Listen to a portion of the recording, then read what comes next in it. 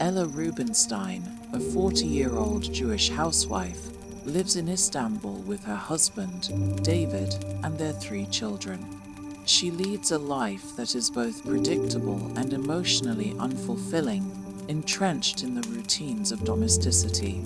On the outside, Ella appears content. She manages the household, takes care of her family, and works part-time as a reader for a literary agency, a job that involves reviewing manuscripts and offering feedback on novels. However, Ella's inner world is marked by dissatisfaction and a sense of emptiness.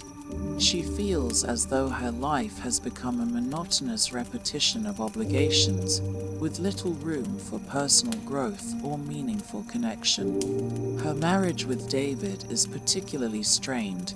While they are not openly hostile, there is a clear emotional distance between them. David, an indifferent businessman, is absorbed in his career and rarely engages with Ella on an emotional level. Their relationship has become a hollow shell of what it once was, and Ella, though not overtly unhappy, is increasingly aware of her discontent. Ella's personal sense of unfulfillment stems not only from her stagnant marriage, but also from her disconnected relationship with herself. She has spent so many years catering to the needs of others, her children, her husband, her job, that she has lost touch with her own desires, passions, and dreams. She is a woman who has sacrificed her individuality for the sake of her family and, in the process, has become an invisible figure within her own life.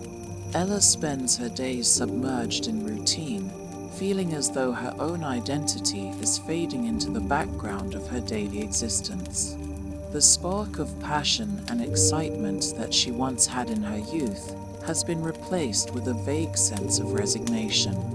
She is not actively unhappy, but is deeply dissatisfied and yearning for something more, something that could restore meaning to her life. Her emotional isolation is mirrored in the physical environment of her home, which is described as a place where time moves slowly, with little excitement or surprise. Ella's interactions with her family members have grown increasingly shallow. Her husband, David, though well-meaning, does not understand her emotional needs. He is a man consumed by the pressures of his career, and as a result, he has grown indifferent to Ella's desires. Their conversations revolve around mundane topics such as household chores or the children's schedules, and there is little to no intimacy between them. At times, Ella reflects on their early days together, remembering a time when there was more passion in their relationship. However, those memories are distant, fading into the past like a dream she can no longer grasp. In this emotionally barren landscape, Ella finds a moment of unexpected intrigue when she is assigned to read a manuscript at the literary agency where she works. The manuscript is an unconventional novel about the life of Rumi, the famous 13th century Persian poet, and his spiritual journey with Shams of Tabriz, a wandering dervish who radically altered Rumi's life. The book, titled Sweet Blasphemy, is written by a fictional author, Aziz Z. Zahora, and it focuses on the profound bond between Rumi and Shams, exploring the mystical and spiritual dimensions of their relationship. At first, Ella is uninterested in the manuscript. She has no particular affection for poetry or spiritual writing, and her life is so consumed by the demands of her family and daily routines that she has little time for anything that might require deep thought or emotional engagement. However, as she begins to read, something unexpected begins to stir within her. The manuscript, with its lyrical prose and profound teachings, begins to awaken something deep within Ella. The more she reads, the more she feels a sense of connection to Rumi's spiritual journey and his search for meaning in a world that often feels shallow and unimportant. Ella, who has never considered herself spiritual, finds herself captivated by the idea that love is not merely an emotion but a transformative force that can lead to enlightenment and deeper understanding. She is drawn to Rumi's internal conflict between his intellectual life as a scholar and his desire to experience a deeper, more mystical connection with the divine. This struggle, which plays out in the book, mirrors Ella's own struggles with the emptiness of her life, and she begins to see her own existence reflected in Rumi's journey. Ella's emotional and intellectual engagement with the manuscript is the first step toward her own transformation. As she reads more about Rumi and Shams, she begins to question her own beliefs and values. She starts to think about her own life, asking herself whether she has been living in a way that reflects her true desires or whether she has simply been going through the motions. Rumi's story resonates with her in a way that nothing has before. She is struck by the realization that she, too, has been living a life of quiet resignation, trapped in a cycle of obligations and routines that have prevented her from experiencing the fullness of life. The idea that love, both human and divine, has the power to change lives becomes an increasingly powerful force in Ella's own mind. Ella's growing fascination with Rumi's story represents a shift in her consciousness. The book not only serves as an intellectual and emotional escape from her mundane reality, but also acts as a catalyst for self-reflection. As she delves deeper into the manuscript, she finds herself questioning her own choices and whether they have truly aligned with her soul's deepest desires. The realization that she has spent so many years living for others and neglecting her own emotional and spiritual needs begins to dawn on her. She becomes acutely aware of her longing for something more, something that can reignite the passion and purpose that has long been dormant within her. At this early stage in the novel, the reader sees Ella as a woman on the brink of a personal revolution. She is beginning to recognize the deep well of potential and possibility that lies within her, waiting to be awakened.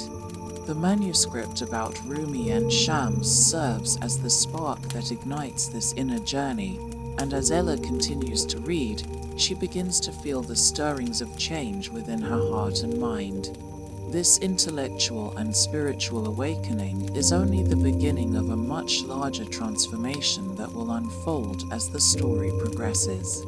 As she moves further into Rumi's world, she will soon find herself on a path that challenges everything she has known about love, life, and herself.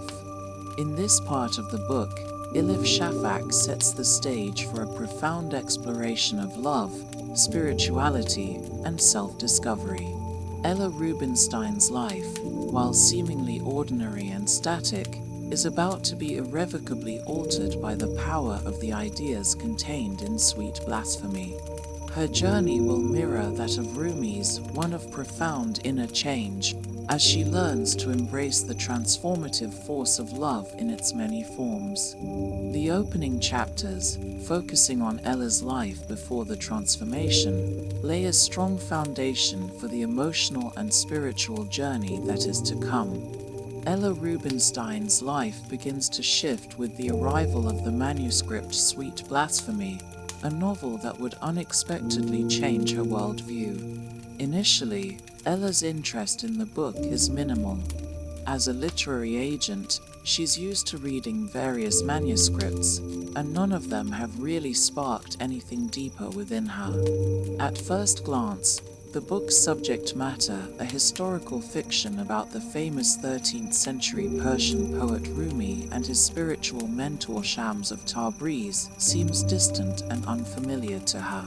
She has no particular interest in Sufism, mysticism, or even poetry. Her life has been so focused on the practicalities of raising her family and managing household responsibilities that she doesn't have the time, energy, or inclination to engage with topics of such philosophical depth. However, Ella's initial indifference gives way to a gradual intrigue as she begins to read. The book begins with a prologue that feels almost like a letter from one soul to another, urging the reader to question the conventional limits of love, faith, and understanding. It tells the story of Shams of Tabriz, a wandering mystic who arrives in Konya, where Rumi lives.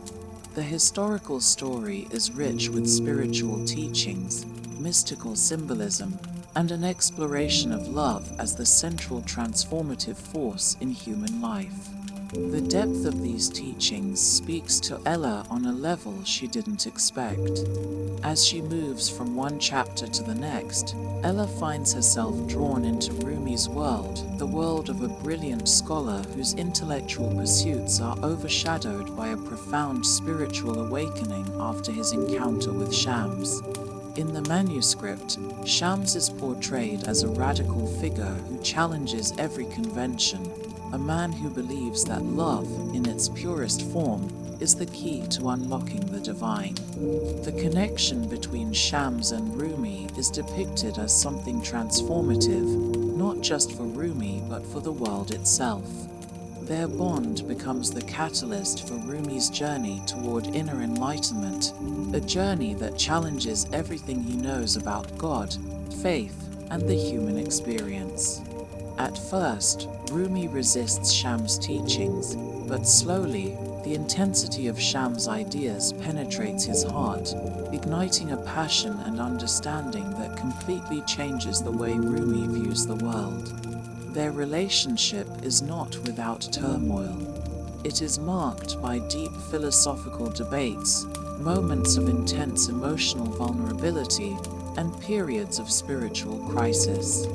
But it is this very intensity that draws Rumi closer to the realization that love is the true path to spiritual awakening. Ella's reaction to the manuscript is profound. She feels herself connecting to the themes of the book in ways that are deeply personal, even though she doesn't yet understand exactly how. The story of Rumi and Shams mirrors her own life in some ways, especially the emotional isolation she feels. She is, after all, a woman whose heart has long been closed off to deeper emotional connections. The routine of motherhood, the suffocating predictability of her marriage, and the monotony of daily life have numbed her to the possibilities of love in its truest form. Ella has lived for others for so long that she has forgotten how to truly live for herself. As she reads the manuscript, she begins to feel something awakening inside her, as though the words on the page are reaching into the core of her being and calling out to her, inviting her to rediscover herself. What Ella finds most striking in Sweet Blasphemy are the teachings of love that emanate from the story of Rumi and Shams. Rumi, once a respected theologian, a man of reason and intellect, finds his worldview shattered by his encounter with Shams. It is Shams who teaches him that love is not something that can be explained or defined in words, but something that must be experienced. Rumi learns that true love is not limited to romantic affection or familial bonds. It is the love that exists between the human soul and the divine. Love, according to Shams, is a force that transcends all boundaries, religious, social, and intellectual, and it has the power to transform lives and connect the believer to the divine. This profound concept of love as a mystical and all-encompassing force begins to resonate with Ella. She is particularly struck by one of the teachings in the manuscript: how we see the world is a reflection of who we are. This rule speaks to her in a way that nothing ever has before. Ella starts to reflect on her own life and how her perception of her circumstances has shaped her experience. She has spent so many years trapped in the roles of wife and mother, defined by the expectations of others, that she has never stopped to ask herself what she truly wants or needs. For the first time in a long while, she begins to question whether the life she is leading is one that she has consciously chosen or one that has simply been imposed upon her. The more she reads, the more she begins to see her own life in a new light. The manuscript becomes a mirror for Ella. As she reads about Rumi's spiritual struggles and awakening, she starts to see parallels in her own emotional and spiritual life. Just as Rumi was once trapped in the confines of intellectualism, she realizes she has been trapped in the confines of her own conventional, predictable life. She is beginning to understand that love is not something to be passive about. It is an active force, a choice, and a powerful means of transformation. She becomes more and more absorbed in the book, finding comfort and meaning in the exploration of love, faith, and self-discovery. While reading the manuscript, Ella begins to reflect on her own emotional numbness and distance from her husband, David. She sees their marriage as a series of empty routines, where love has been replaced by obligations. She is no longer emotionally connected to him in the way she once was. Their conversations have become dry, and their interactions devoid of intimacy. Ella wonders if it is possible to rediscover love, not just with David but with herself.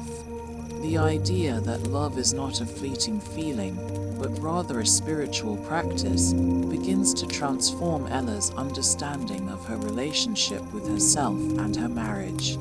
As Ella becomes more deeply immersed in the manuscript, she also begins to experience a sense of freedom, an emotional and intellectual freedom that she has longed for but never known how to attain. She feels as if she is being drawn into a world of possibility, where the constraints of her past no longer have power over her. The teachings of Shams, conveyed through Rumi's story, invite Ella to consider a new path for her life, one that transcends the ordinary and embraces the divine. Slowly, Ella's internal world begins to shift. What started as a simple reading assignment becomes the gateway to a profound spiritual awakening, opening Ella's heart and mind to the possibility of a deeper, more meaningful existence. As she continues to read, Ella's emotional and intellectual transformation gains momentum. She is no longer the woman who quietly accepted the limitations of her life. She is evolving, and the seeds of change have been planted within her. Through the pages of Sweet Blasphemy, Ella begins her own journey of self-discovery, seeking a love that is not bound by the limitations of her daily existence. This new path will force her to confront her deepest fears, desires, and hopes, as she begins to unlock the potential for a life of greater fulfillment, passion, and spiritual connection. As Ella's internal world begins to shift with the newfound spiritual insights gleaned from Sweet Blasphemy, the reality of her relationship with her husband, David Rubenstein, remains uncomfortably stagnant. Their marriage, though not outright hostile, is marked by emotional distance, indifference, and a profound sense of disconnect. This section of Ella's journey in the 40 Rules of Love focuses on her strained relationship with David and explores the ways in which their marriage, which once held the promise of love and partnership, has become a hollow routine, weighed down by years of neglect, miscommunication, and unspoken dissatisfaction. David is a man who represents the conventional, pragmatic side of life. He is a businessman, focused on his career and financial success. He's well-intentioned but emotionally unavailable. Over the years, he has become so absorbed in his work that he has neglected the emotional needs of his wife, and their once vibrant connection has gradually eroded. For Ella, their marriage has become more of an arrangement than a partnership based on shared love and affection. David's priorities have shifted toward the material and the practical, and he rarely engages in deeper emotional conversations or attempts to connect with Ella on a meaningful level. From Ella's perspective, David has grown increasingly distant over the years. She feels that he is no longer emotionally present in their home, often consumed with the demands of his job, leaving her to manage the household and the children's needs on her own. Their conversations have dwindled to mundane exchanges about daily tasks and responsibilities. At night, when Ella seeks some form of intimacy, David's responses are minimal, often distracted and detached. The physical distance between them mirrors the emotional distance that has grown over time. Ella, once a young woman full of dreams and desires, now feels as though she is nothing more than a caretaker and a mother, fulfilling the expectations placed upon her but without any real connection to her own wants and needs. For Ella, the emotional void in their marriage is palpable. She often reflects on the early years of their relationship, when things were different, when they had once shared moments of intimacy, passion, and connection. She recalls how, when they first met, she had felt truly seen by David. They had shared dreams and conversations filled with life and excitement, but now it seems that everything has become mechanical and devoid of that spark. Ella longs for something deeper, something more meaningful than the daily routines that have come to define their relationship. She begins to recognize that her sense of dissatisfaction in life is closely tied to her emotional disconnection from David, yet she feels powerless to change the situation. The more Ella reads Sweet Blasphemy and immerses herself in Rumi's spiritual journey, the more she becomes aware of the ways in which her marriage with David mirrors the stagnant, unfulfilled state of her own heart. Just as Rumi once experienced a sense of inner emptiness despite his scholarly achievements, Ella feels a similar lack of fulfillment in her own life.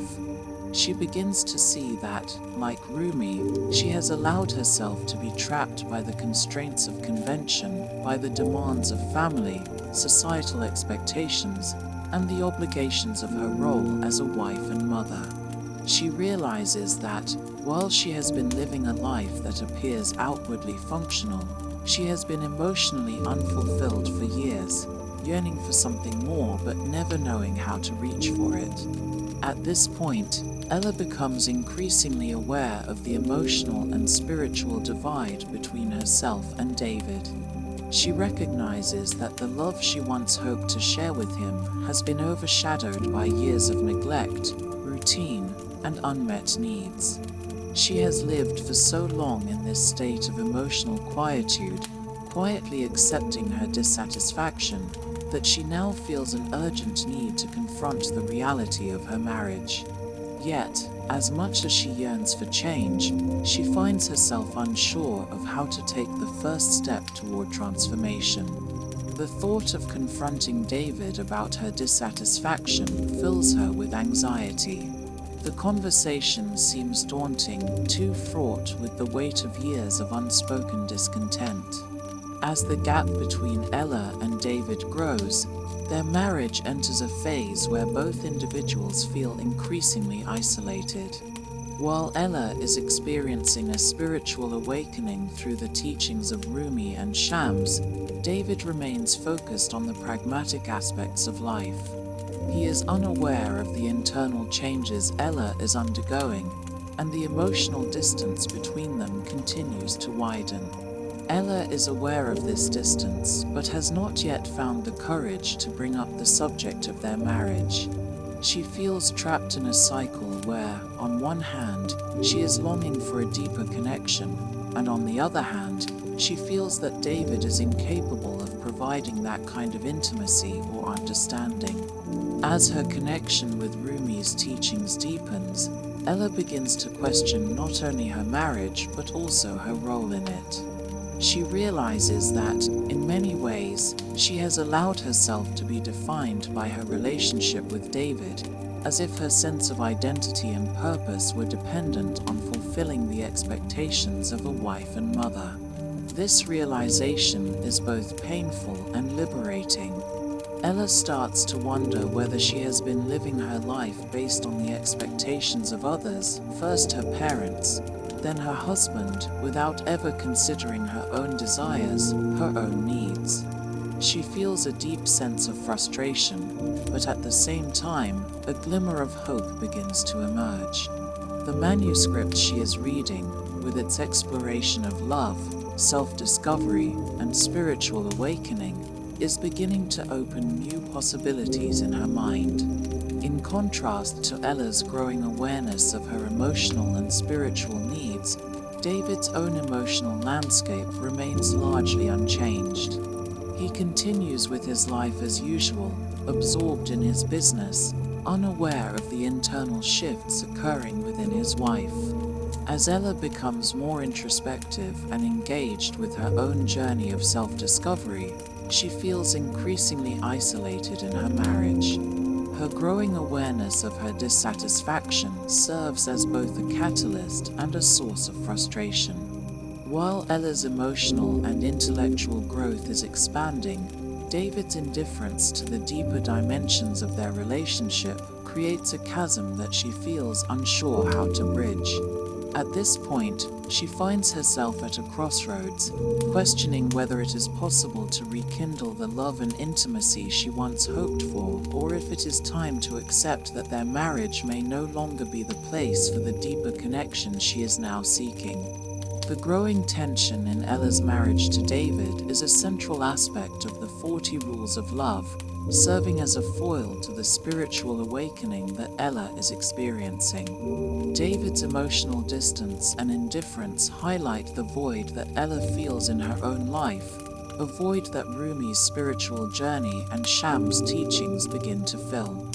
The contrast between Ella's evolving awareness of love's transformative power and her stagnant marriage with David underscores one of the novel's key themes: the difference between superficial, transactional love and the deeper, more spiritual connection that transcends the mundane aspects of life. Ella's journey towards self-realization and spiritual awakening is intimately tied to her growing recognition that she deserves more than the emotional emptiness she has long tolerated. As Ella Rubenstein continues to read Sweet Blasphemy, her intellectual and emotional journey begins to accelerate. The more she delves into the life of Rumi and Shams, the more she finds herself questioning her own life, her past choices, and her own capacity for love. What started as a curiosity about the manuscript gradually becomes an emotional and spiritual awakening that compels her to reflect on her own unfulfilled life. The themes of love, self-discovery, and spiritual connection that are woven through the manuscript echo Ella's own desires for transformation, sparking a profound shift in her mindset and personal journey. The turning point in this section comes when Ella realizes that love, as described in Sweet Blasphemy, is not confined to the conventional romantic or familial structures that she has known. Rumi's transformation from a respected scholar into a poet and spiritual seeker is largely catalyzed by his encounter with Shams of Tabriz, a man who defies societal norms and embraces love as a spiritual force that transcends all boundaries. Shams teaches Rumi that true love is not simply an emotion or a fleeting feeling, but a deep and transformative experience that has the power to alter one's entire being. Love, in this context, is a divine force that connects individuals to the divine and to each other in profound ways. As Ella contemplates these teachings, she begins to recognize the limitations of her own understanding of love. Her years of marriage to David, while not filled with conflict, have been marked by an absence of emotional and spiritual connection. She realizes that her relationship with David was never about spiritual union, but rather about fulfilling societal expectations. The love she has for him, once perhaps the foundation of their marriage, has become diluted over time, replaced by a routine that is devoid of passion and intimacy. Her understanding of love has been constrained by external factors, and she starts to see that her own capacity to love and connect has been limited by her passive role in her marriage. This realization sparks a series of inner changes in Ella. She begins to re-examine her own identity, questioning whether she has been living a life that truly reflects her deepest desires. Ella had long been defined by her roles as a wife and mother, but she now understands that these roles alone cannot fully encompass who she is. She feels as though she has been living a half-life, stuck in the expectations of others and disconnected from her own soul's yearnings. Her journey towards spiritual awakening is not just about reading Rumi's story, it is about confronting the limitations she has imposed on herself. She recognizes that she has spent much of her life catering to the needs of her family and fulfilling her obligations, but in doing so, she has neglected her own emotional and spiritual needs. Ella's internal transformation is mirrored in her external world. As she continues to engage with sweet blasphemy, she begins to detach from the routines and responsibilities that once defined her existence. She starts to see her life through a new lens, one that is not confined by the limitations of societal expectations or her relationship with David. She begins to ask herself what she truly desires, what will make her feel alive and connected to the world around her. For the first time in many years, Ella begins to reclaim her sense of self. Her growing self-awareness is liberating, and she feels as though she is awakening from a long slumber. The emotional numbness that has defined her for so long begins to fade, and she starts to see the world with new eyes that are open to the possibility of deeper connection, love, and meaning. In parallel to her growing self-awareness, Ella's relationship with her husband David continues to deteriorate. While she is experiencing a spiritual and emotional awakening, David remains largely disconnected, oblivious to the changes occurring in Ella's heart and mind. David is still absorbed in his business and focused on the mundane aspects of their life. Their conversations are polite but lack substance, and Ella begins to feel an increasing sense of isolation in the marriage. While she yearns for emotional connection and intimacy, David seems content to maintain the status quo, focusing on his work and his responsibilities as a father.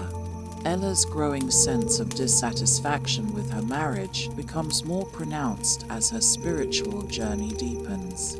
As she reads Rumi's transformation under the influence of shams, she begins to understand that love cannot be confined to external circumstances or societal norms. True love, according to Rumi, is a connection that transcends the ego, the intellect, and the material world. It is a connection that brings individuals closer to the divine and to the deepest parts of themselves. For Ella, this realization is a revelation. She understands that her dissatisfaction in her marriage is not just about David's emotional neglect, but also about her own failure to understand the true nature of love. Ella begins to see that, like Rumi, she too must embark on a journey of self-discovery and transformation in order to embrace the fullness of love. Her encounter with the manuscript also sparks a deep yearning for a kind of love that she has never known.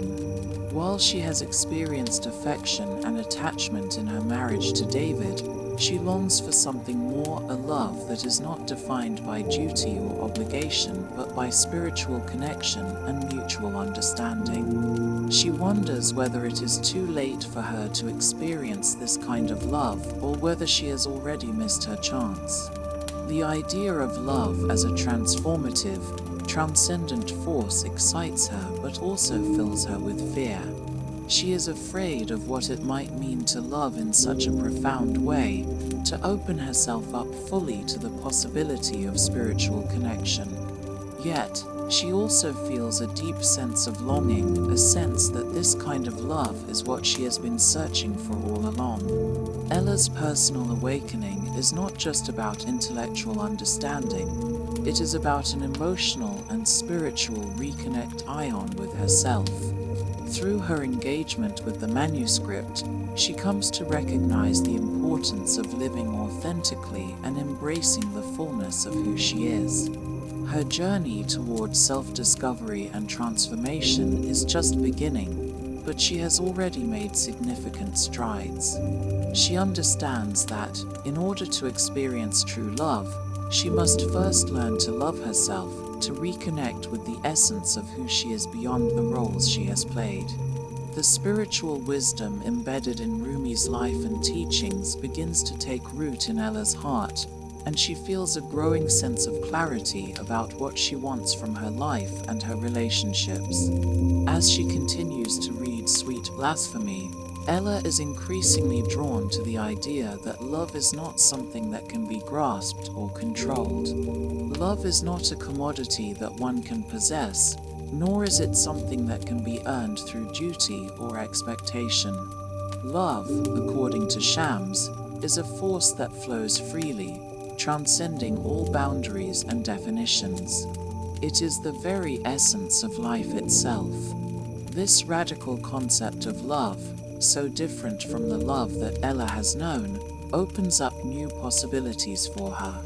She realizes that love, in its truest form, is not something to be sought after but something to be embraced. It is a transformative force that will change her from the inside out. At this point in Ella's journey, she is on the cusp of a profound transformation. The ideas in Sweet Blasphemy are reshaping her worldview, and she is beginning to see the world and her relationships in a new light. The changes in her heart and mind are leading her toward a future that is unknown and uncertain, but full of possibility. Ella is learning to reconnect with the deeper aspects of herself, and as she does, she is beginning to embrace the fullness of love, not just as a concept, but as a transformative force that has the power to change her life. Her awakening is the beginning of a journey that will challenge her deeply held beliefs and push her to confront the limitations that have defined her existence. And, in the process, she will come to discover the power of love to heal, transform, and ultimately free her. As Ella Rubenstein's personal journey of awakening deepens in the 40 Rules of Love, the parallel journey of Rumi and Shams continues to unfold in Sweet Blasphemy. This section of the novel focuses on the transformative relationship between Rumi and Shams, exploring how their encounter begins to alter Rumi's life and his understanding of love. The connection between Ella's own awakening and Rumi's spiritual journey becomes more apparent as she begins to understand that, much like Rumi, she too must embrace a new way of perceiving love, one that is not defined by conventional boundaries or intellectual reasoning but by a profound, transformative connection to the divine. The story of Rumi's transformation begins when he, a respected scholar and intellectual, meets Shams of Tabriz, a wandering mystic whose radical teachings about love, faith, and the divine challenge every conventional belief Rumi holds. Shams arrives in Konya, the city where Rumi lives, with a reputation for being a wild, unconventional figure. He is known for his eccentric ways, his disregard for social norms, and his belief that love is the ultimate path to spiritual awakening. Rumi, who is initially skeptical of Shams and his teachings, is drawn to him, captivated by the depth and passion of his convictions. Rumi's mind, previously occupied with theological studies and scholarly pursuits, begins to open to the possibility of a love that transcends intellectual understanding. Shams challenges Rumi's carefully constructed worldview, pushing him to question everything he thought he knew about God, faith, and human connection. Shams teaches Rumi that love is not something that can be analyzed or rationalized. It is a force that must be experienced. True love, according to Shams, is the gateway to understanding the divine, and it is only through love that one can achieve spiritual enlightenment. For Rumi, this radical shift in perspective is both overwhelming and exhilarating. He begins to realize that his entire life has been a search for something deeper, something beyond the confines of academic knowledge and theological debate. Shams' teachings resonate with him on a level that he cannot fully explain, and over time, Rumi comes to understand that love, in its truest form, is the key to unlocking the divine within himself and the world around him. The relationship between Rumi and Shams is intense, filled with moments of spiritual ecstasy, profound insight, and deep emotional connection. However, it is also fraught with tension and conflict. Rumi's followers, including his family, begin to grow concerned about Shams and the influence he is having on Rumi. They view Shams as a dangerous figure, someone who threatens the established order and the social norms of the time. Rumi, once revered as a respected scholar, now finds himself at odds with his own community, as his relationship with Shams becomes more and more controversial. His followers and even his family members question his judgment, and Rumi is forced to choose between his spiritual path, defined by his connection to Shams, and his role in society as a respected theologian. As Rumi becomes more deeply involved with Shams, he begins to shed the identity he once held as a scholar and public figure. The intellectual and materialistic pursuits that once gave him a sense of purpose begin to fade into the background as Rumi embarks on a journey of spiritual discovery. His connection with Shams deepens, and Rumi's poetry begins to reflect the profound shifts occurring within him. Through Shams, Rumi begins to understand that true spiritual awakening comes not from intellectual knowledge or religious doctrine, but from a deep, unshakable connection to love and the divine. This realization, however, is not without its challenges. Rumi's inner turmoil grows as he is torn between his old identity as a scholar and his new identity as a seeker of divine love. He feels an increasing sense of alienation from those around him, including his own family, who cannot understand the changes he is undergoing. The tension between Rumi's evolving spiritual journey and his family's disapproval is a central theme in this part of the novel. Rumi's wife, his children, and his disciples struggle to comprehend his connection with Shams, and they grow increasingly frustrated with his refusal to abandon this mystical path. His wife, in particular, is troubled by the emotional and spiritual distance that has grown between them, and she begins to question whether Rumi is losing his sense of self. For Rumi, however, the question of self is no longer important. He is no longer concerned with his reputation, his social standing, or his familial obligations. He is consumed by his desire to experience the divine through love, and this desire has become the driving force of his existence. In Sweet Blasphemy, Shams serves as a guide and catalyst for Rumi's transformation, pushing him to confront his deepest fears and desires. Shams' teachings are radical, uncompromising, and often difficult for Rumi to accept. However, as Rumi surrenders to Shams' wisdom, he begins to undergo a profound spiritual awakening. Shams teaches him that love is not an intellectual concept to be understood, but a force to be felt and experienced. It is a force that transcends all boundaries, social, religious, and intellectual, and it is only through love that one can access the divine. For Rumi, this understanding is both liberating and terrifying. It challenges everything he has believed up until this point, but it also offers him the promise of a deeper, more meaningful connection to the divine. As Rumi's relationship with Shams continues to evolve, he begins to experience moments of intense spiritual insight and emotional connection. His poetry flows freely, filled with the wisdom and beauty that comes from his newfound understanding of love. His words become a reflection of his spiritual journey, and they begin to inspire others to embark on their own quests for love and enlightenment. Rumi's poetry, which was once rooted in intellectual pursuits, becomes a powerful expression of his mystical experiences and his deep connection to the divine. His words resonate with those who are searching for something greater than themselves, and Rumi's teachings begin to spread far beyond the confines of his own community. The relationship between Rumi and Shams is both spiritual and emotional, filled with moments of ecstatic joy and intense conflict. Their connection is not without its challenges. The intensity of their bond alienates Rumi from his family and followers, who view Shams as a disruptive influence. Shams himself, a mysterious and enigmatic figure, is constantly moving, always in search of new experiences and new people to share his teachings with. His presence in Rumi's life is both transformative and destabilizing, pushing Rumi to confront his deepest fears and desires.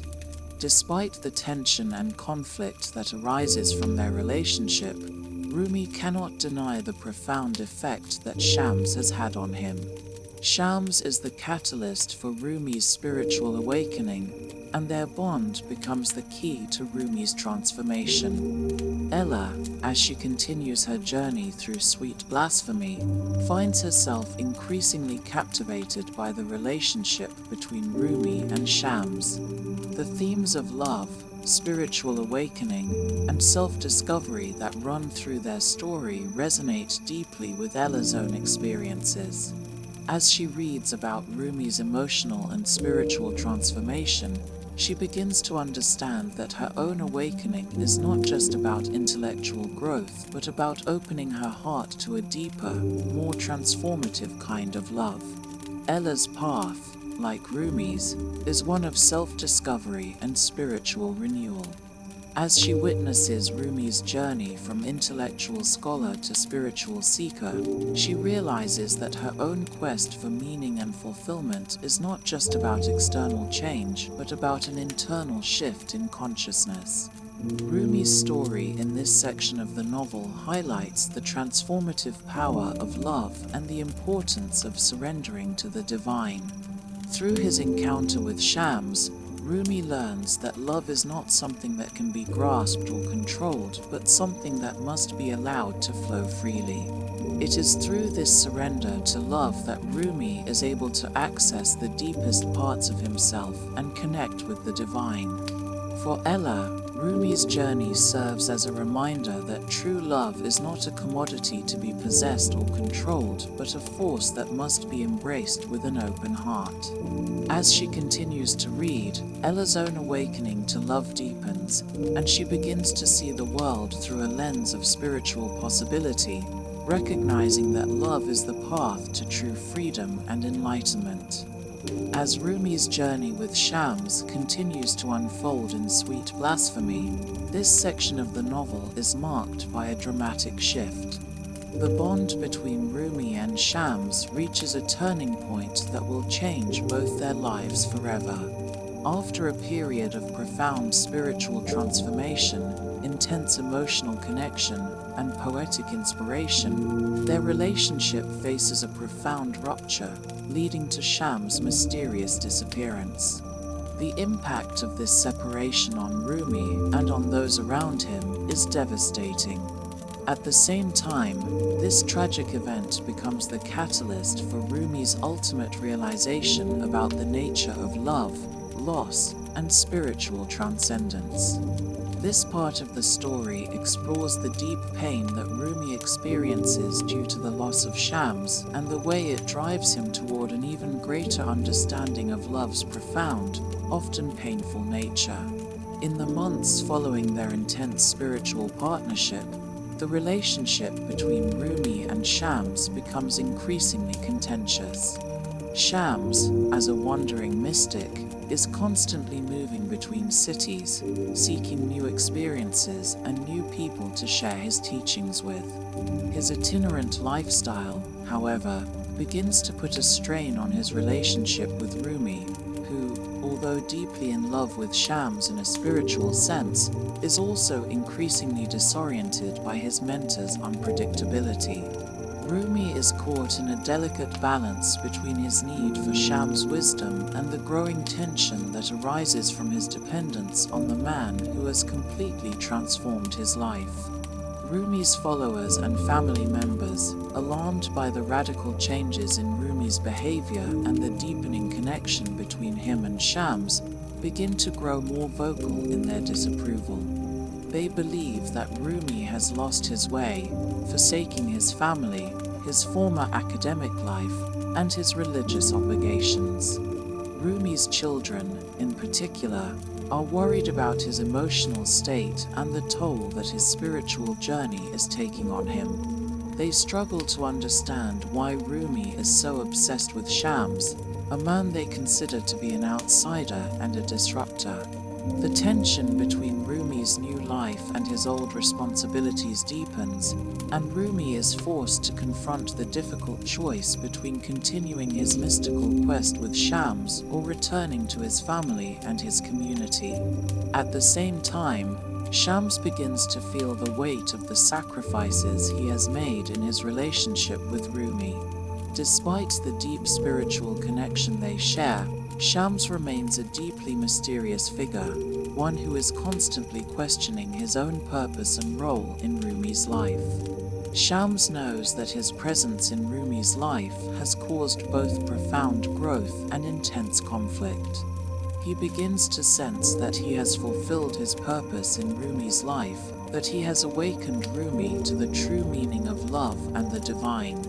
However, the pressure of Rumi's emotional attachment to him and the growing opposition from Rumi's community create an environment of intense emotional turmoil. Shams decides that the time has come for him to leave.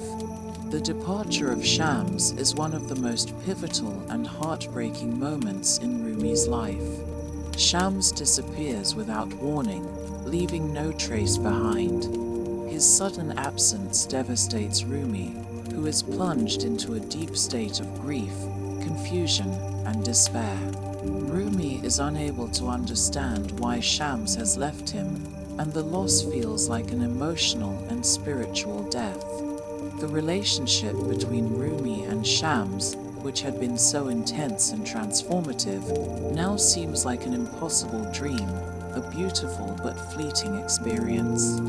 Rumi's world, once filled with the ecstatic joy of spiritual discovery, is now shrouded in darkness. His poetry, once overflowing with light and inspiration, becomes tinged with sorrow and longing. Rumi's grief over Shams' disappearance is not just personal, it is deeply spiritual. In many ways, Shams was the key to Rumi's understanding of love and the divine. Without Shams, Rumi feels as though he has lost his connection to the very essence of his being.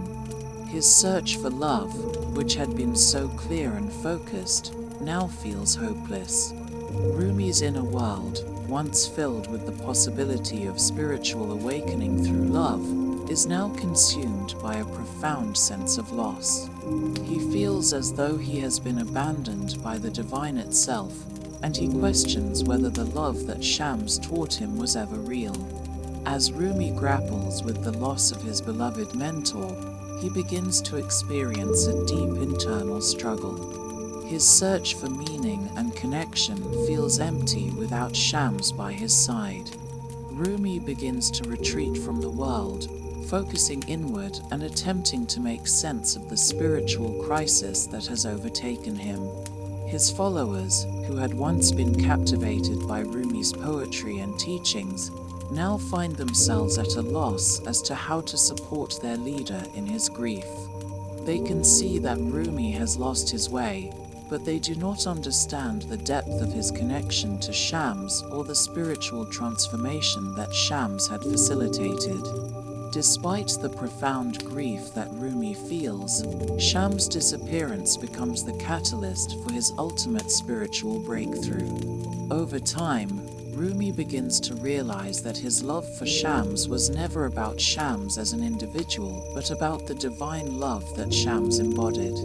Rumi comes to understand that Shams was not just a teacher or a guide, he was a manifestation of the divine love that transcends all boundaries. Shams' departure, painful as it is, forces Rumi to confront the truth that love is not something that can be grasped or controlled. Love, as Rumi now understands, is a force that must be allowed to flow freely, and it is through the loss of Shams that Rumi learns the most important lesson of all, that love is not bound by time, space, or presence. It is an eternal force that connects all beings to the divine. Rumi's grief eventually gives way to a deeper understanding of the nature of love. Through his sorrow, he begins to write some of his most profound poetry, capturing the essence of his spiritual journey and his love for Shams. Rumi writes not out of intellectual effort, but out of a deep, almost indescribable longing for the divine. His poetry becomes a reflection of the intense love and pain he feels, and it serves as a way for him to reconnect with Shams and the divine presence that Shams embodied. His poetry speaks of the ecstatic union between the soul and the divine, of the deep, transformative power of love that transcends all earthly limitations. For Ella, reading about Rumi's grief and the loss of Shams is a turning point in her own spiritual journey. As she grapples with the loss and heartbreak that Rumi experiences, she begins to understand that love, in its truest form, is not about possession or control, but about surrender and letting go. Just as Rumi's love for Shams deepens through the loss of Shams' physical presence, Ella begins to understand that love, in its purest form, is a spiritual connection that cannot be diminished by separation or distance. The pain of love, as Rumi's poetry demonstrates, is a necessary part of the journey, one that leads to a deeper, more profound understanding of the divine. As Rumi's heart begins to heal, he realizes that his love for Shams will never be lost. The love they shared was not confined to the material world. It is a love that transcends time and space, a love that exists in the spiritual realm. For Rumi, the absence of Shams becomes a space for the divine to enter his heart more fully. His poetry, now filled with the wisdom of loss and longing, becomes a bridge to the divine, allowing Rumi to express the deep, transformative love that he has come to know through his relationship with Shams. Rumi's journey, which began with a deep and personal connection to Shams, now extends outward, inspiring others to experience the transformative power of love. In this section, the tragic separation between Rumi and Shams serves as a powerful reminder of the dual nature of love. It is both a source of immense joy and deep pain. Rumi's path is one of spiritual awakening through love and loss, and his journey is marked by the realization that love, in its highest form, is not something that can be owned or controlled. It is an eternal, transcendent force that exists beyond the limitations of the physical world. As Rumi comes to understand the nature of love's pain and beauty, Ella too begins to realize that her own journey of love is not just about finding a connection with another person, but about reconnecting with the divine and experiencing love as a force that transcends all boundaries. In the 40 Rules of Love, the final part of the novel delves into the culmination of both Rumi's spiritual journey and Ella Rubenstein's personal awakening. While Rumi's story explores the transformative power of love and the inevitable pain that comes with spiritual growth, Ella's story follows her own path toward understanding that love is the key to unlocking the divine within herself and the world. Part 7 captures the essence of both characters' journeys, showing how the legacy of love and spiritual awakening becomes not just an intellectual pursuit, but a living, breathing force that continues to inspire and transform. After the devastating disappearance of Shams in the previous section, Rumi undergoes a profound transformation. His grief, though intense, becomes the catalyst for his further spiritual evolution. This final part of the novel reveals Rumi's process of coming to terms with Sham's absence and realizing that love, the very essence of his connection with Shams, transcends the physical world. Shams had been a guide for Rumi, leading him into the depths of mystical understanding, but now Rumi must journey without him.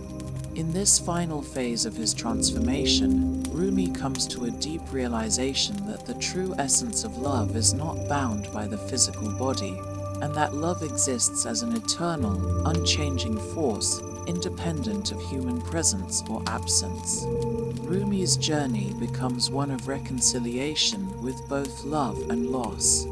He moves beyond the personal attachment to Shams and begins to see his loss as part of the greater divine plan.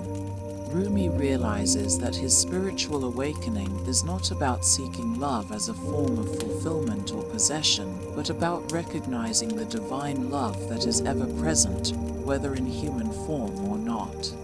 This realization marks a pivotal moment in Rumi's life and his poetic expression. His writings, previously filled with longing and sorrow, transform into a celebration of love in all its forms: love for the divine, love for others, and even love for oneself. His poetry becomes a profound expression of this love, celebrating its ability to heal, transform, and unite the soul with the divine. Rumi's poetry becomes increasingly mystical, filled with imagery of union and oneness with the divine. His words flow with an intensity and purity that reflect his deeper understanding of love's eternal nature. The imagery of the beloved, which was once focused on a specific human form, now expands to encompass the idea of the divine in all things. Rumi speaks of the inner journey, the dance between the soul and the divine, and the ecstatic experience of spiritual union. His poetry reaches its zenith, and he becomes recognized as one of the greatest mystical poets in history, his work spreading far beyond the borders of his homeland and inspiring generations of seekers after truth and spiritual awakening. Rumi's spiritual journey, however, is not just about his own transformation. In this final part of the novel, Rumi's teachings begin to take root in the broader community. His poetry, his teachings on the nature of love, and his understanding of spiritual awakening begin to touch the hearts of many. Rumi becomes a beacon of light for those seeking a deeper connection with the divine, offering them a path that is rooted in love, not in dogma or intellectual pursuit. His influence spreads far and wide, with disciples, both in his lifetime and beyond, finding solace and inspiration in his words. Rumi's teachings also emphasize the importance of community in the spiritual journey. He forms a circle of disciples, each of whom is drawn to him for different reasons but united in their shared quest for the divine. Through Rumi's guidance, they too come to understand that love is the ultimate path to spiritual fulfillment. In Rumi's circle, the boundaries between the individual and the divine begin to dissolve, and his followers come to understand that their connection to each other and to God is part of the same fabric of love that binds all of existence together. The community that forms around Rumi is not based on traditional religious structures or intellectual debates, but on a shared understanding that love is the key to unlocking the divine in all things. This final part of Rumi's life and teachings also emphasizes the importance of surrender. Rumi's journey, from a learned scholar to a spiritual seeker, reveals that true enlightenment comes not from intellectual understanding or from controlling one's circumstances, but from surrendering to the flow of love and divine will. Rumi's disciples learn to surrender their egos, their attachments, and their fears, allowing themselves to be carried away by the currents of divine love. This surrender is not passive but an active choice to trust in the divine and to live with an open heart, willing to accept whatever comes. As Rumi's teachings continue to spread, his legacy becomes intertwined with the mystical Sufi tradition. His followers, both in his lifetime and after his death, continue to interpret and live by his poetry and teachings, passing them down through the generations. His influence spreads across the world, transcending geographical, cultural, and religious boundaries.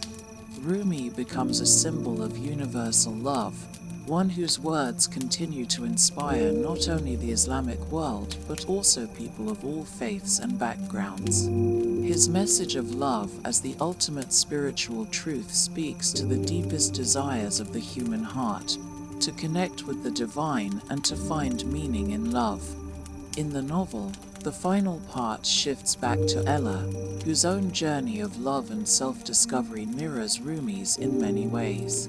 Ella, as she continues to read Rumi's poetry, begins to understand that love is not just an abstract concept or a fleeting emotion, but a transformative force that can heal and unite.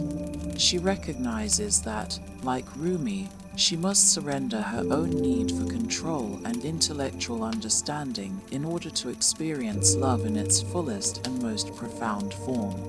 This realization is transformative for Ella, who begins to embrace love as the central force in her life. Her own journey is one of awakening to the divine love that exists within herself and the world around her. Ella's path is no longer one of searching for external validation or fulfillment, but one of embracing the deep, unshakable love that transcends all limitations.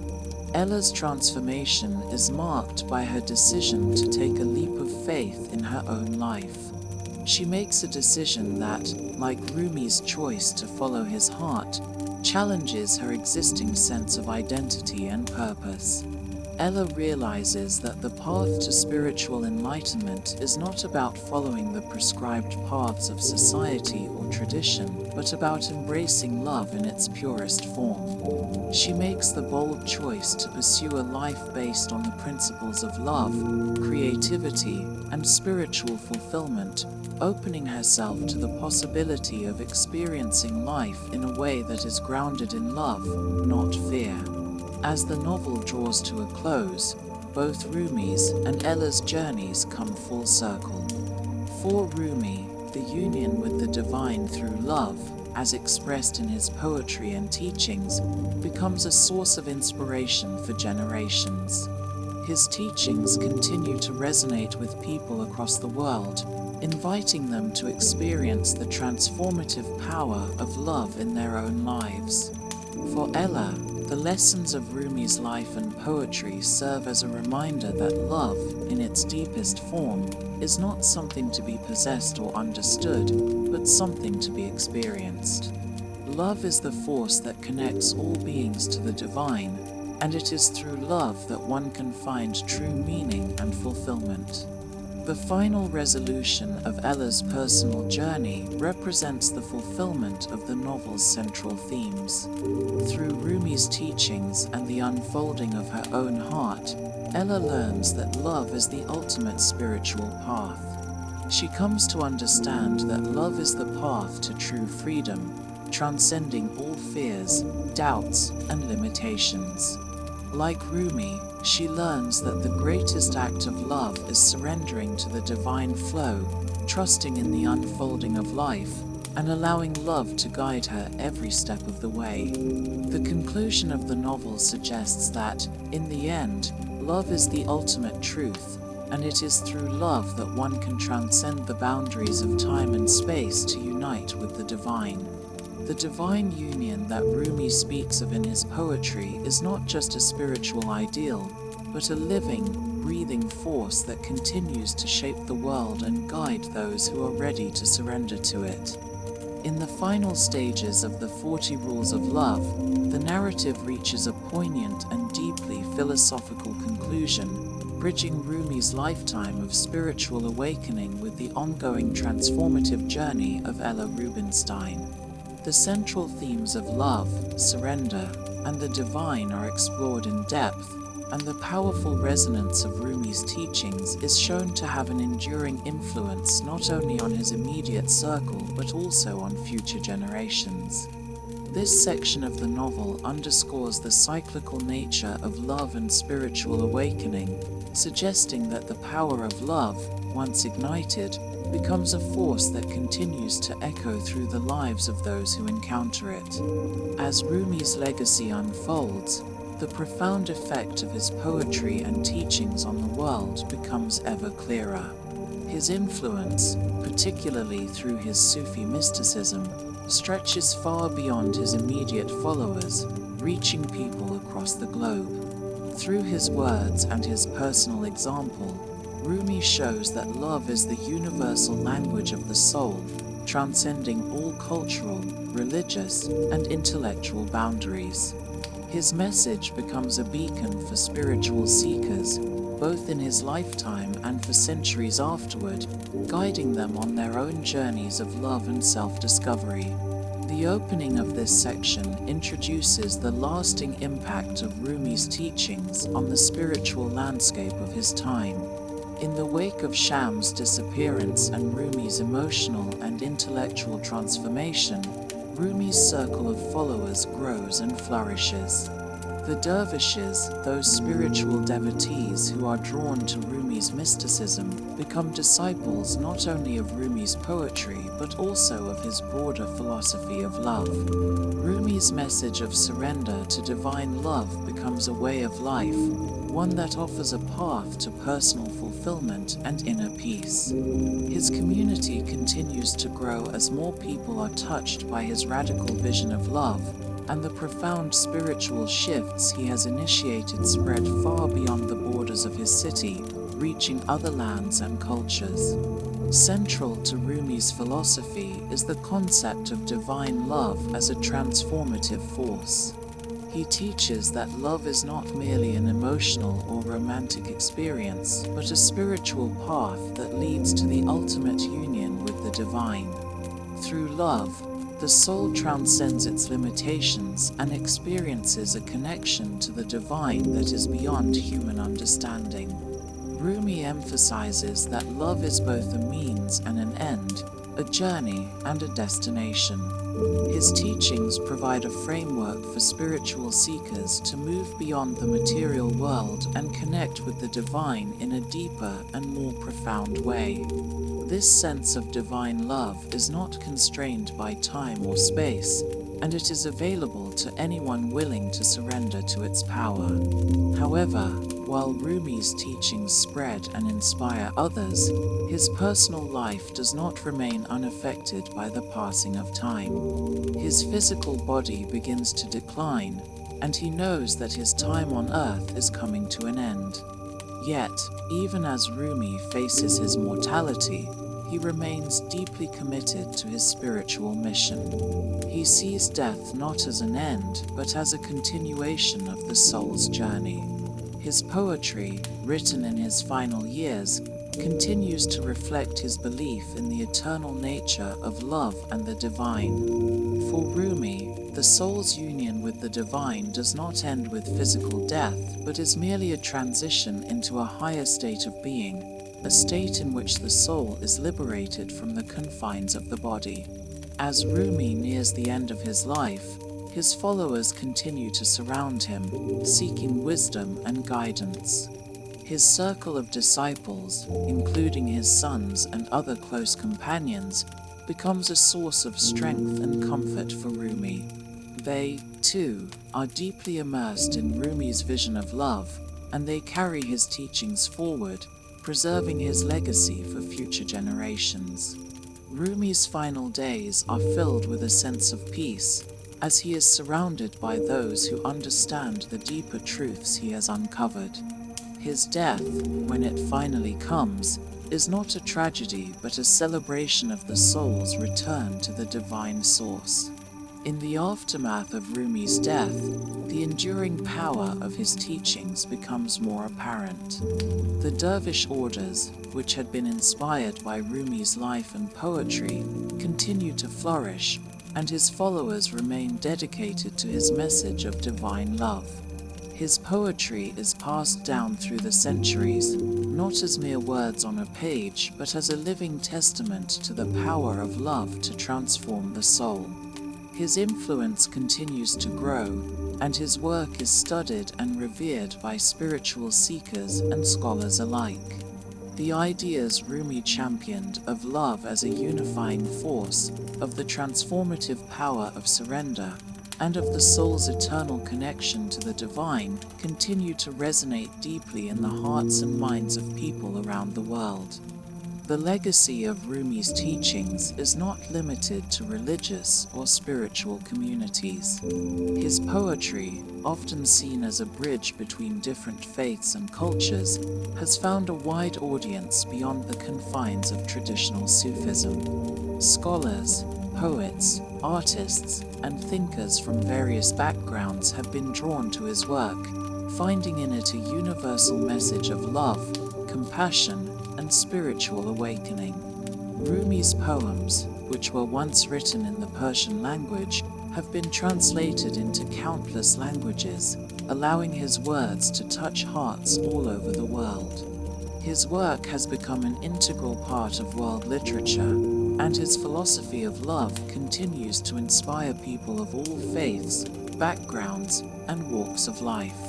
At the heart of Rumi's enduring legacy is his belief in the unity of all existence. Rumi teaches that all beings, regardless of their apparent differences, are united by the same divine love that flows through the universe.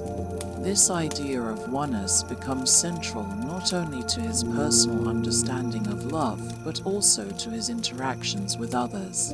Rumi's compassion, his ability to see beyond the surface of human existence, and his unwavering commitment to the transformative power of love become a model for those who follow his teachings. His poetry reflects this vision of unity, as he speaks of the divine in all things and the interconnectedness of all souls. This radical vision of unity is at the core of Rumi's philosophy, and it is what makes his teachings so timeless and universally relevant. Ella's transformation, which parallels Rumi's journey, reaches a resolution in this section. Throughout the novel, Ella's story has been one of personal growth and self-discovery, mirroring Rumi's own path of spiritual awakening. As Ella continues to immerse herself in Rumi's teachings, she begins to understand the deeper truths that love reveals. She moves from a place of intellectual inquiry and emotional turmoil toward a place of spiritual peace and fulfillment.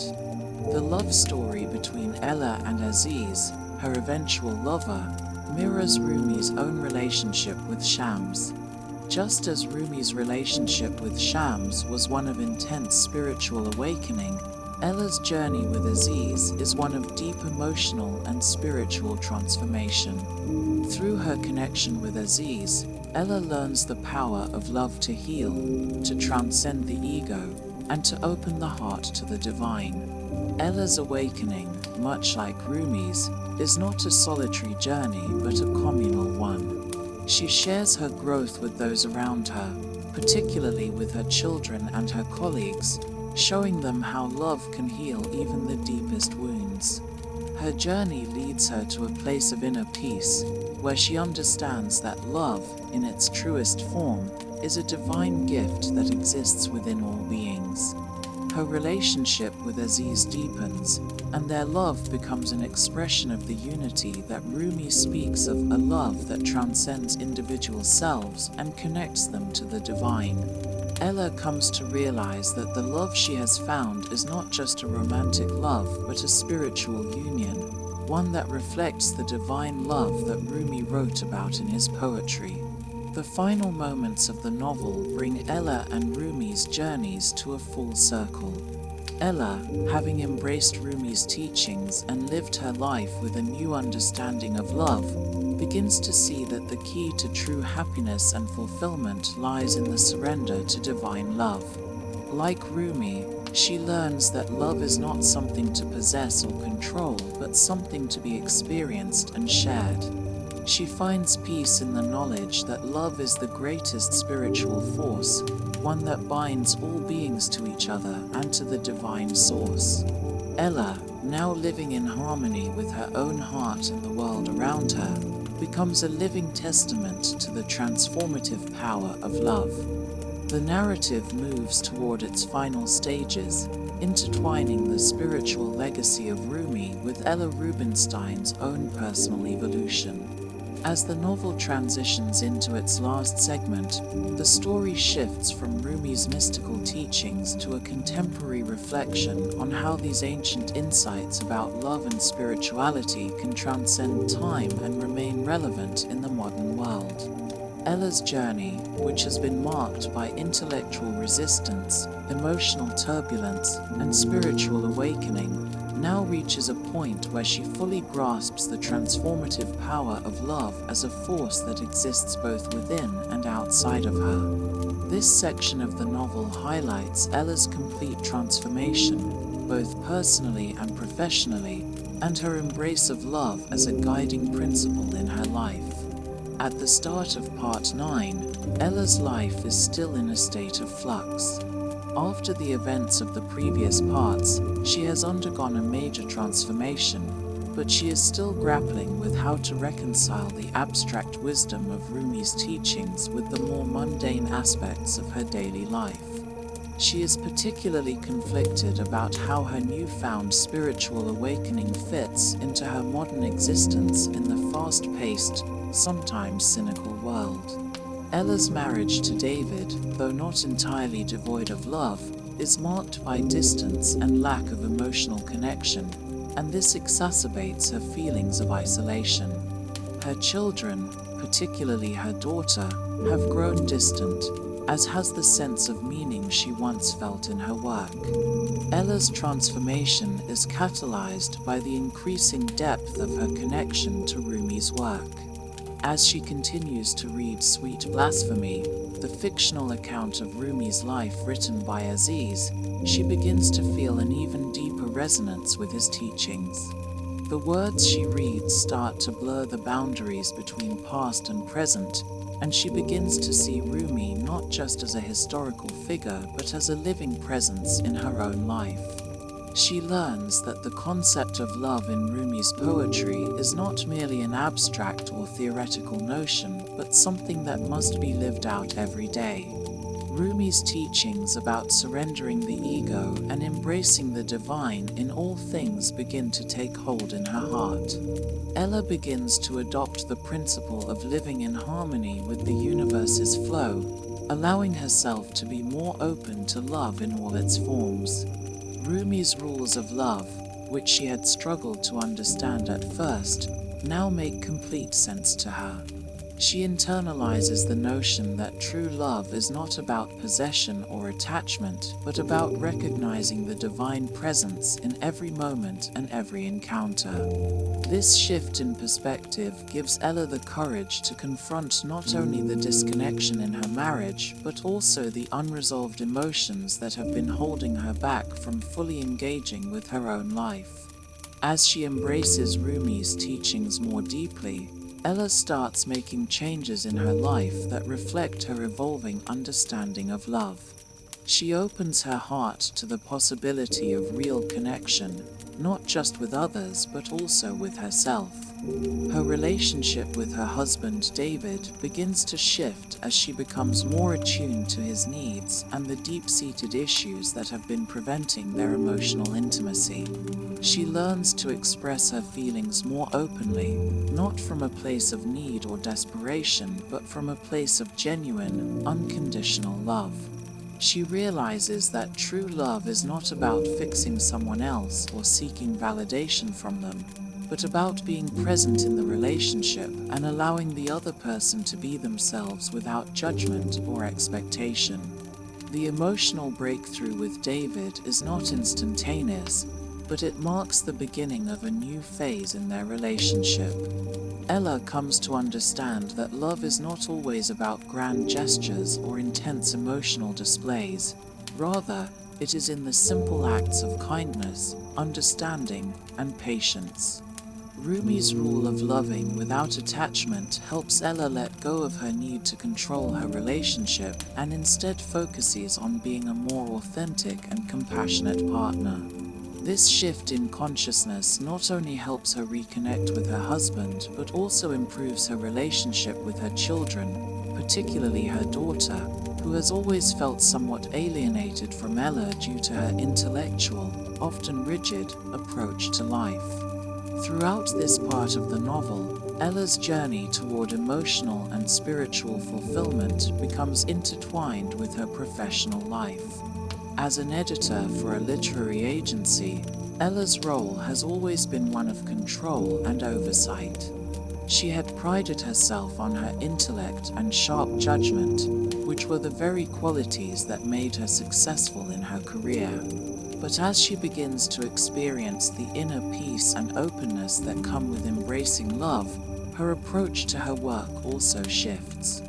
Ella learns to see the potential for beauty and depth in the manuscripts she edits, not just through a critical eye, but with an appreciation for the emotional and spiritual heart of the work. She becomes more connected to her work, not as a means of achievement or recognition, but as a way of contributing to the larger narrative of love and connection in the world. Ella's relationship with Aziz also comes to the forefront in this section. Their connection has always been one of deep intellectual and spiritual resonance, but it is only now, after Ella's own inner transformation, that they are able to explore the full depth of their bond. Aziz has always been a spiritual guide for Ella, providing her with the insight and understanding she needed to begin her journey of self-discovery. Their relationship transcends the boundaries of intellectual friendship and moves toward a deeper, more spiritual connection. Ella begins to see Aziz not as a romantic partner in the traditional sense, but as a fellow seeker on the same journey toward divine love. Their love is not based on ownership or expectation, but on mutual respect and the shared understanding of the divine presence in each other. Aziz's role in Ella's transformation is crucial, as he acts as both a mirror and a teacher for Ella. Through his guidance, Ella learns the true meaning of surrender, letting go of the need to control or possess. Aziz teaches her that love is not something that can be owned or defined. It is a force that exists beyond the boundaries of time, space, and human limitations. Ella's love for Aziz, which once held the potential for romantic fulfillment, becomes a more profound, spiritual connection, one that mirrors the deep, all-encompassing love that Rumi speaks of in his poetry. Aziz, too, has experienced a deepening of his spiritual practice. He, like Rumi, has surrendered his need for control and embraced the mysteries of life.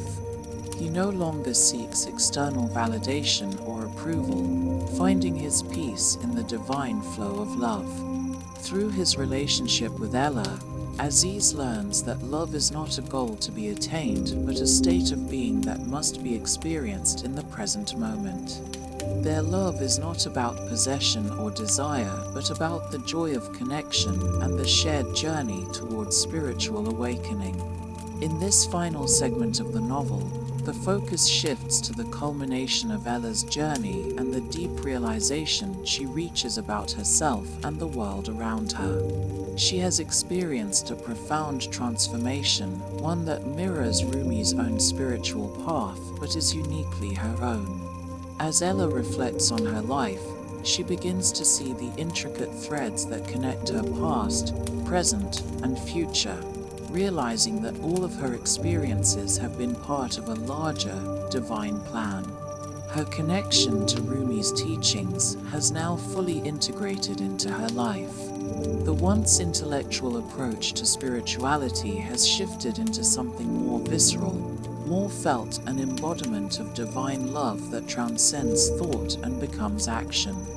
The teachings of love that she had once pondered in abstract terms now take root in her daily existence.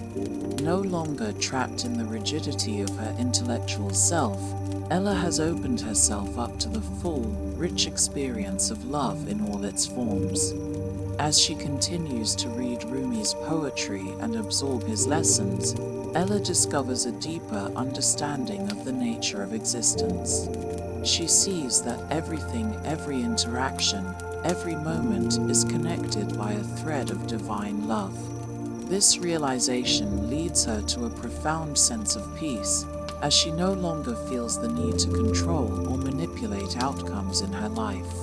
She no longer has to strive for approval or validation from others, nor does she need to chase after success or external markers of achievement. Instead, she learns to embrace the present moment, understanding that the true essence of life is found in surrendering to love, in accepting the flow of life as it comes. Ella's family dynamics shift dramatically as a result of her inner transformation. Her relationships, particularly with her children, become more attuned to the needs and desires of those she loves. In the past, Ella had been emotionally distant, consumed by her own internal struggles and the demands of her career. But now, she recognizes that love is not something that can be controlled or forced. It is something that must be nurtured and allowed to grow naturally. She becomes more patient and present with her children, listening to them with a heart that is open and unguarded. This change brings a sense of healing to her relationships, allowing her to repair the emotional gaps that had once existed. Her marriage with David, too, begins to show signs of reconciliation. While their relationship had been fractured for some time, Ella's newfound emotional openness and understanding create the space for healing. She is no longer focused on what David should be or what he has failed to be, but rather on accepting him as he is. In this space of unconditional love, Ella finds a renewed sense of connection, though she also recognizes that her journey is not about fixing or changing him, but about learning to be present with him in love, without expectation or judgment. As Ella grows spiritually, she finds herself increasingly in alignment with her own desires and purpose. Her work, which had once felt like a job, becomes a calling. As an editor, she finds herself engaging more deeply with the writers she works with, not just as professionals, but as human beings who share the universal experience of seeking love and meaning. Ella begins to see her role in the world differently. No longer just a bystander to her own life, she becomes an active participant in shaping her destiny and using her gifts to contribute to the larger world. Her work becomes a way for her to express her deepened understanding of love and to help others express their own truths. Through her work, she finds a new sense of purpose, one that goes beyond professional success and touches on the essence of her being. Her relationship with Aziz, which has always been a source of profound spiritual guidance, evolves into something more. While their connection remains deeply intellectual and emotional, it becomes a powerful reminder of the deep spiritual connection that transcends all romantic or human desires. Ella begins to understand that her connection with Aziz, though rooted in love and affection, is also a reflection of the divine love that permeates all things. Aziz, too, has grown and evolved throughout their time together, shedding his own illusions and embracing love as the ultimate path to spiritual enlightenment. In their relationship, Ella and Aziz embody the union of the masculine and feminine, the spiritual and the earthly, reflecting the harmonious balance that Rumi so often spoke of. This section also underscores the profound influence that Rumi's philosophy has on Ella's perception of the world. Through Rumi's work, Ella sees that love is not a fleeting emotion or a passing moment of connection, but an eternal force that transcends time and space. Rumi's teachings have given her a new lens through which to view her life, transforming her understanding of every aspect of her existence, from her family and relationships to her career and sense of self. She no longer feels confined by the boundaries of her ego or her past mistakes. Instead, she experiences a freedom that comes from embracing the fullness of love. Ella's personal evolution is mirrored in the lives of those around her. The ripple effect of her transformation spreads beyond her immediate relationships. She begins to inspire those she encounters, particularly those in her professional life. Through her work and her example, she shows others that love is not just a sentiment, but a way of being in the world. She encourages her colleagues, friends, and even strangers to embrace love in its highest form, to see beyond their fears and doubts, and to open their hearts to the divine presence within themselves and others. In this way, Ella becomes a beacon of the transformative power of love, spreading Rumi's message to the modern world in a way that is both deeply personal and universally relevant. As the novel draws to a close, Ella finds peace with her past and a deep sense of fulfillment in her present. She no longer seeks validation or approval from others. She no longer measures her worth by external achievements or material success. Instead, she embraces the divine love that exists within her, understanding that this love is the true source of her strength and purpose. Ella's transformation is not about finding external solutions to her problems, but about recognizing the eternal presence of love within and around her. This section encapsulates the ultimate message of the novel, that love, in its deepest and most transformative form, is the key to spiritual awakening, personal fulfillment, and healing. Through Ella's journey, the novel conveys that love is not something to be possessed or controlled, but something to be experienced, surrendered to, and shared with others. As Ella fully integrates this understanding into her life, she finds herself living in harmony with the universe, guided by the divine light of love. In this final reflection, she realizes that Rumi's teachings, though centuries old, are timeless and continue to offer profound wisdom and guidance for anyone who is willing to open their heart to the transformative power of love.